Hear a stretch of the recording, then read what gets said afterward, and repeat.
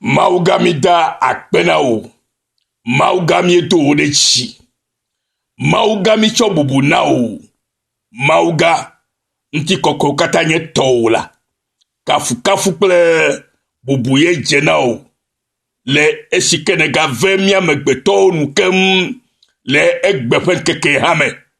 Alebeda miega fole la mesemela. Mi le akpe danode esiauta. Mele akpe danode amegbeto fumie katata. Le kike amegodo vakpe. Elabe amesiao kata ye ne lo. Eyata ongule de ibe. Alegbegbe wo mau ne lo. Kike ame kata vakpe. Eye mi amesio kata le mela elomi. Afeto mi dakpono de siata. Mi dakpono bena ega vemia nou lekebe. Mi agatema se. Egbede kedicho bo na mi egbe ya. Eye egbe siat. Kedicho de o dola. Ve enume be. Wacho ana. Wo eduko. La. Le egbe fen ke kiame. Eya ta foto nye. Mi le yide nyaji le kebe. Abele sikene de fiam. Bena ma degbe pane ye fe dukola. Ye womele. Eya ta wo kpogbo koko ya. Ne ebla alijina. O dola. Ne ebla alijik na tona amesio le nyaya sege. Alebe watrozi ame.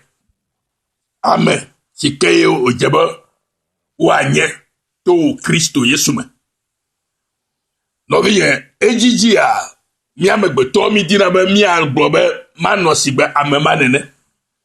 Manosigbe nyonu manene ye nyonu. O ine mele sigbe nyonu vi manene ya. Ela nyonam lo. Ne agbaje sikele tinye. Ne agbaje sikele no vinye mati yo enye ntila o manam tolo. Oh, ne nyele numa woma, oh, manole kentolo. Ejijina megbeto. Nenema o nonema. Vo mi me biana bede. Ame kapo me vie ma uwom. Alo wo be na nyo. Mi me biana o. Mi tina be mi akpo ame bubu fe nonome. Eye mi agbobe me dibe ma nonene. Ma do wo abele ka me ya do na wonene. Ma wonu abele sika me ma wona no ine. Vo mi metina me mi awonu abele keye mi afa menyenye ke cho ma o me. Ale mi tozi amela mi metia me mi awonu le sianu o. Ira be amegede egbela obu eye o chakale o do krome. Vo ma o fe gbele didi na o le kapofo e be na tropo do krona.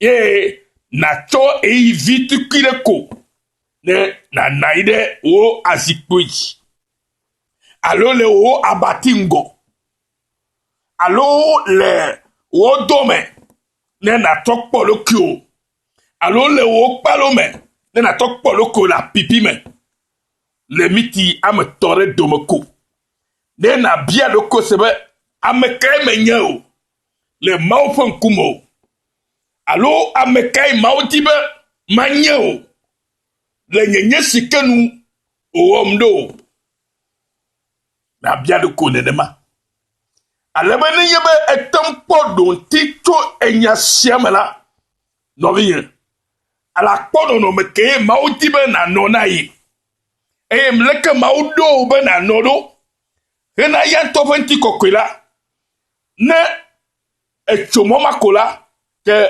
etrozi ameuntonto etrozi agbepola etrozi yayira to etrozi mtifofafame etrozi amesike oh jijodo ple asechuchu ke wacho atokafu mau esiei eya tanovi medibe na se enyanyi sia le egbefe kekiame ela bene yebe etontrozi amematututu sike mau ya wobe na nyela ngbesio kata mau ha dora gbohun la ava mena o edidio alo vakaba o ela va me kokoko miekpɔ mia fofo kple miaƒe dada Abraham kple esrɔ̃a Sarai ƒe geɖe nɔ wo si. Vɔ ŋugbedodo ke wodze se woƒe amenyenyia, ŋugbedodo ke Mawu do na wo la, wonɔ eme. Togbɔ be esrɔ̃a nyɔnu va fli hã bena natɔ eƒe kosivi gbɔ hã la, ne wone va dzi Ismael hã la, wogba kpɔtɔ nɔ gegege. Elabe egblɔ be enuka kosivia alo amegbɔnɔvia menɔ aƒea me la o, ke aƒevie nɔ aƒea me la, eye ta vava bena wotso ekama ɖa le Abraham kple Sarai ŋuti, eye Aga kple viɔ hã wotu tafi bubu. Nɔvinye, eŋu magakpe wo nenye be edzesi wɔ amenyenye, ke ye Mawu be nanyi la, ne edzesi la ŋu magakpe wo. Mi le dzi ke Zaria. Amen. Mele gbɔgblɔm be le nya ɖeɖe sia nye sia nu be eŋu magakpe wo o. Gblɔ be eŋu makpe mu o. Gbagblɔke eŋu makpe mu o. Gbagblɔke be eŋu makpe mu o. Le Yesu Kristo ta eŋu makpe mu o. Le Yesu Kristo ta o ma don kpem o. Amen. Ŋu makpe o nɔvinye. O ma don kpe o. Elabe ame sia ame si nya Mawu ƒe dzɔdzɔnyenye la, o me do ankpe o. Alo o ma do nkpe o. Mi tsɔ kafukafu ɖe Mawu le sia ta. O ma do nkpe o nɔvinye. Ne mi ɖe Romatɔwo ƒe agbalẽ tame 11 me, kpukpui 28 ke yi ɖe 29 me. Eye madi be naxlẽ Yesaya ƒe agbalẽ tsã eta gbãtɔa kpukpui 11. Fi ma mi le xexlẽ bena elabena Aƒetɔ la awu nya la nu kaba le dzɔdzɔnyenye me, eye wòatso nya la me kui le anyigba dzi. Eye abe ale si Yesaya gblɔ nya ɖi ene bena ɖe menye Aƒetɔ Zebɔt Yesu sɔ ƒomeɖi na mi o la, anye ne mietsrɔ̃ zu abe Sodom ene, eye miaɖi Gomora. Eye gɔme ɖe kpukpui 29 gblɔ be ye gɔme nye be ne menye Mawu ƒe amenuveve tae o la, woatsrɔ̃ Yudatɔwo katã, ame sia ame abe ale si wotsrɔ̃ ame sia ame le Sodom kple Gomora ene. Mawu ƒe amenuvevia tae yena be nye kplo mi trɔ zi ame. Yena be nye kplo miate gblɔe be míawo hã mienye ame.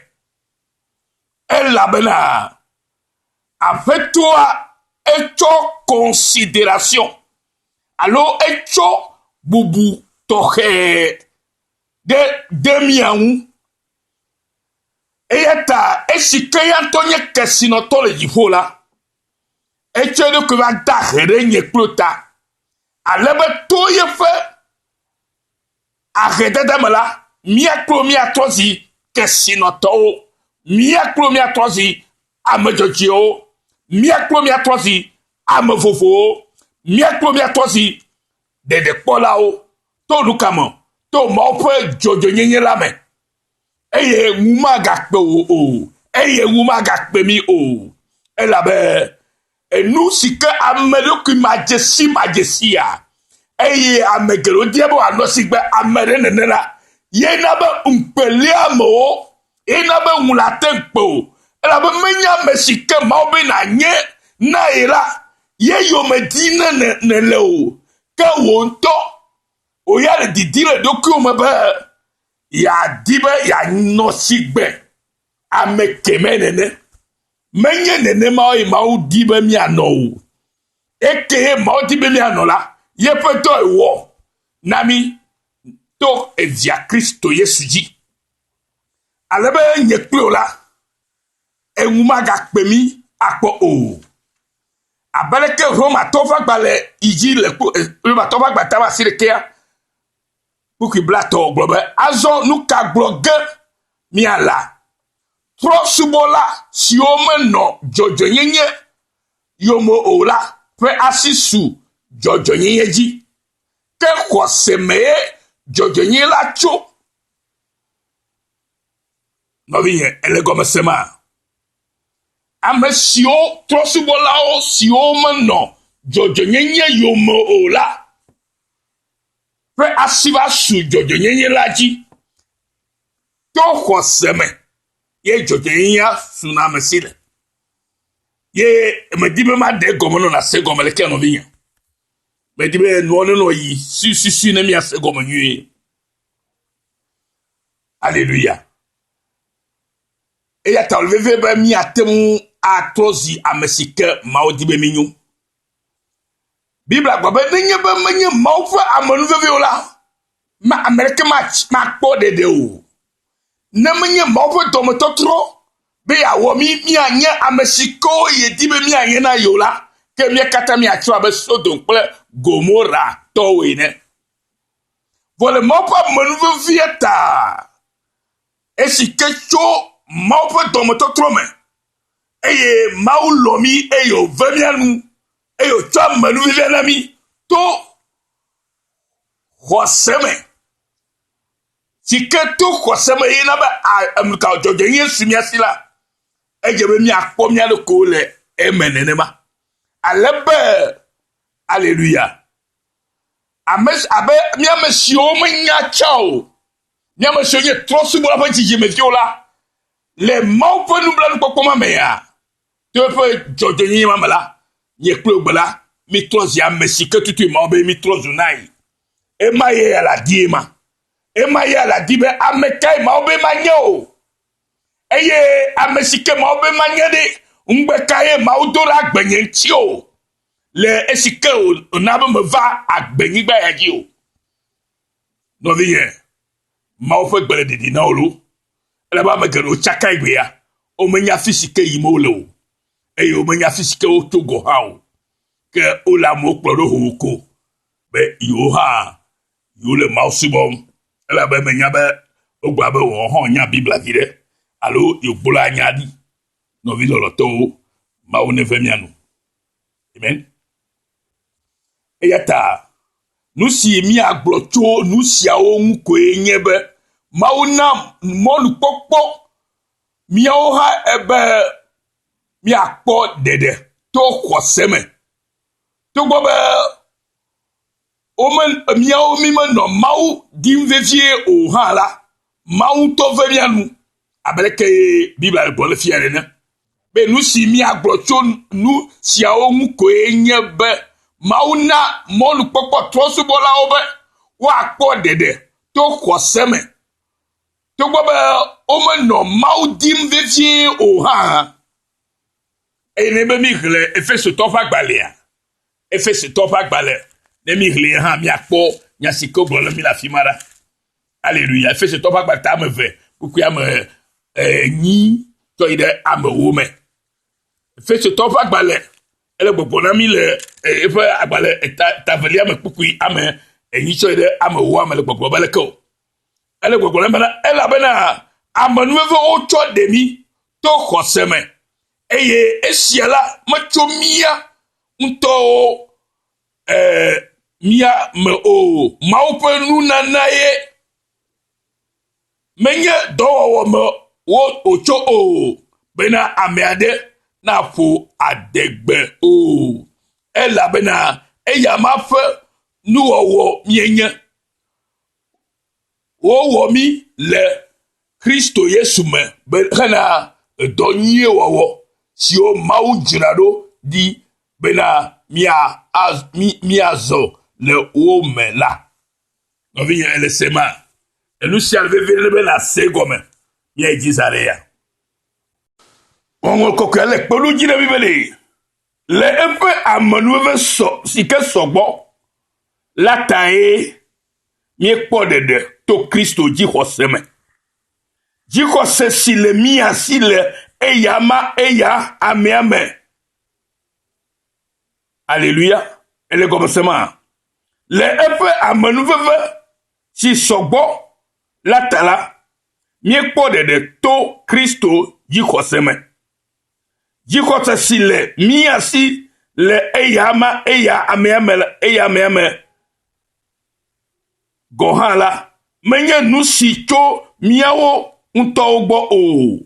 Kebom eya ha nunanae onye cho ma ugbo nami. Nunana onye cho ma ugbo nami. Eyata edibe mautibe na jesi yefe nunana sia. Alebe to yamela na temo a jesi o amenyenye. Ke mautibe na nyenai ame kokui ame jaje nou te fo la ple ame sike po jojo nyenye blibo kenye ma ofe jojo nyenye no vi yelo to eje mi asenu yo kobe abeke Roma to fa gba ma si kai yi le puku blato vo ke ple to de blato vo to amene ke Israel si no jojo nyenye fesela yo mela Israel viola ono jojo nyenye fesela yo me fe gake o fa sima su jojo nyenye la fesela ji o odibo apo yo fo jojo nyenye to sia wo me gake o fa sima to su eji o nu county ela bena o me di cho khose me o nu si ke me dia cho khose o me la asi o ma te ma su eji po gbede o ke alawo elugbegbele ke ala tozi fiafito ke ala tozi gbogbobu buto ye ala di to mo victime mo jibe enu ya pe kemene suyesi vo abe Kristo to ke jesi fa menyenye to mo fe jojo nyenye la mela le khose mela edu la do jesi be abele ke Israel vio ono jojo nyinya dim to sela me alori yo jojo ya yo me to sela me la o pasi mo to sueji o nu kantio elabo o le jojo nyinya dim to o pe sela fe do o me ne me wele ke ya ne me dibe ma no le ke ya ye me to mo ya jikwa me la gbagba jem le ke kwa ma ba to si gba me ma nene awo me le ma ugbo nene o Aute wo no me de na ye pli o. Be no ma menu emi anonai. Eye to eya to fe no me kenu ye di be nye po mi anonai la. Ye ya mi le popom le Kristo Yesu me. To khose me. Alebe wa yo mi be de pola o. Wa yo mi be amevovo.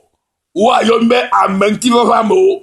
Ou ayomi be amesio nye ame madifo si o yo abe jojo ame jojo le afeto Kristo Yesu me obe nuka ti o ma ha ela bana o me di cho khosema o yeta me gbo nu sel sike ewo ame beto me di cho khosema o la matema akwe o nenye be etomo bubure ji ya ke enye mo viviti me mo ke mate mo ajeji no wo eye wo ji ha ma po jijo tonti o ela be mo de kakweli ke nye Kristo Yesu pe mo la nya te fe de kakweli ke nye Kristo fe nya te fe la eye agbe de kakweli ke nye Kristo fe agbe sike onami la no vi oloto ela be na ejebe na di nu sianto khoseme Quand on dit que c'est la fin d'homme là, ma poeo, y'a ton gobe, au cli, nous qui fait ekpela. Quand on dit noato, c'est la fin d'homme là, au cli, nous qui fait ekpela. Praise the Lord. Et nous qui fait payer comme un, au cli, nous qui fait ekpela. Mais dis-moi, on a le Roma, tu fais ta massire quelque pour blato vorikea et de blato toi-même. Après, allez si on nous l'a dit, et nebena. Voilà, me do nous qui fait kple nuɖiaɖia ƒe agakpe anyi ɖe Zion eye ame sia ame si xɔa edzi sena la womado ŋukpe o eye ta nya la gblɔ tso gɔmedzia bena eŋu makpe o elabena nenye be edi Mawu alo edi Kristo alo di wòa menyenye ke Mawu be na nye nɛ to xɔse me to Mawu ƒe dzɔdzɔnyenye la me la eŋu makpe o eya ta Biblia gbɔgbɔ na mi le Romatɔwo ƒe agbalẽ ya me etablatɔvɔ ɖeke tɔ yi ɖe tablatɔvɔ etɔa me bena ɖe abe ale si woŋlɔe ɖi ene be na kpɔ ɖa meɖo nuklikli ƒe kpe kple nuɖiaɖia ƒe agakpe anyi ɖe Zion eye ame sia ame si xɔa edzi sena la womado ŋukpe o nɔvinye ame sia ame si axɔ agakpe si nye aƒetɔ Yesu Kristo dzi se la womado ŋukpe o elabena xɔse me koe wotona kpɔa Mawu ƒe dzɔdzɔnyenye la. Praise the Lord, hallelujah. Ame sia ame si axɔ agakpe sia dzi si ke nye Kristo aƒetɔ Yesu la dzi se la womado ŋukpe o elabena xɔse me koe wotona kpɔa Mawu ƒe dzɔdzɔnyenye la. Menye to wò ŋutɔ ƒe dɔwɔme yi o. Nu ma gblɔm le be nenye be eye gɔm be ame geɖewo dia be wòanɔ si gbe ame kɛmɛ nene ame ɖe nene alo ame geɖe be wɔnea wɔ xɔsetɔ nyateƒetɔa meɖo la wɔ nene meɖo la nagbe nenema o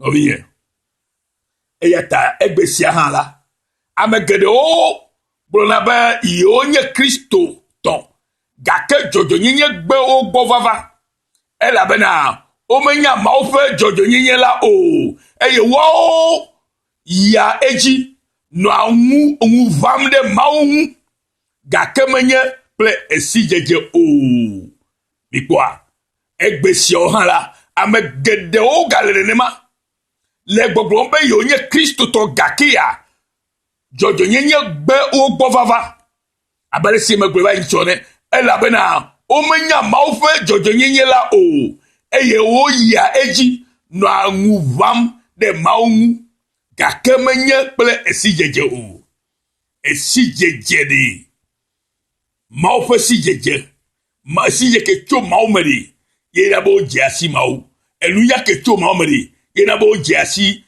Mawu yena be atɔm dze si ɖokuiwo ame si ke Mawu be na nye ne la atɔm dze si vɔ egbe la ame geɖewo womenya siawo ta ye wometo Kristo ƒe xɔse dzi ta ke wole nu kawo mu ame nu dzɔdzɔnyenye agbewo gbɔ vava elabena womenya Mawu ƒe dzɔdzɔnyenye la o eye woawo ŋutɔ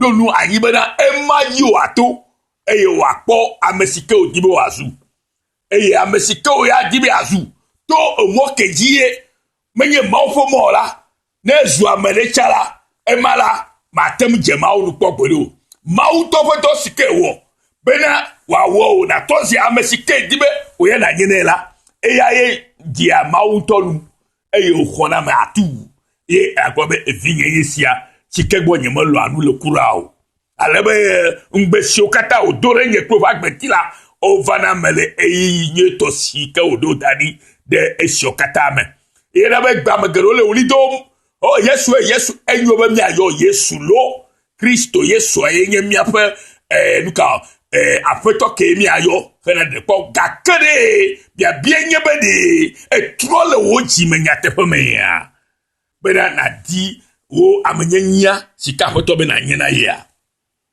eye ame geɖewo womenya sia ta la wole ŋu ʋãm ɖe Mawu ŋu gake menye kple esi dzedze o eya ta ŋɔŋlɔ kɔkɔe gblɔe na mi le Romatɔwo ƒe agbalẽ me wo kpukpui ame ne he ɖe kpukpui ame tɔ ɖe emenia me bena ke ne womenya Mawu ƒe dzɔdzɔnyenye la o ta la woɖo woawo ŋutɔ ƒe dzɔdzɔnyenye be wòatsɔe adze Mawu ŋu na hle Roma tofa gbata mo kukui ame to ida amene ame siame si kone sena la akpo jojo nyenye amen ame siame si ke kone sala akpo jojo nyenye to Kristo Yesu ma oyiro kakalo me dibo to la hle Roma tofa gbata mo kukui ame eto ide amene ame mi atomule afia to lekia. Praise the Lord. Bibla boy elemia boss Camille Clemé manyo be mi abaye afina ba dio Roma tofa gbal etam wame yemile Clemle ukui am torede eniame Roma tofa gbal e wo gobna hallelujah elabena esi omenya maufe jojo nyenya nye o eye wo le didimbena wa to wa on tofa jojo nyenye atu tritre la Omo bobo odo kuide maufe jojo nyenye late o. Ela bena esela fe nu enye Kristo. Bena amesia mesi hone senala nakpo jojo nyenye. Amesia mesi ke hone sela nakpo jojo nyenye. Alléluia. Esela ela bena esi omenya maufe jojo nyenye o. Ne omenya maufe jojo yola. O to no didibe ya do jojo nyenye pe mobu na edokui.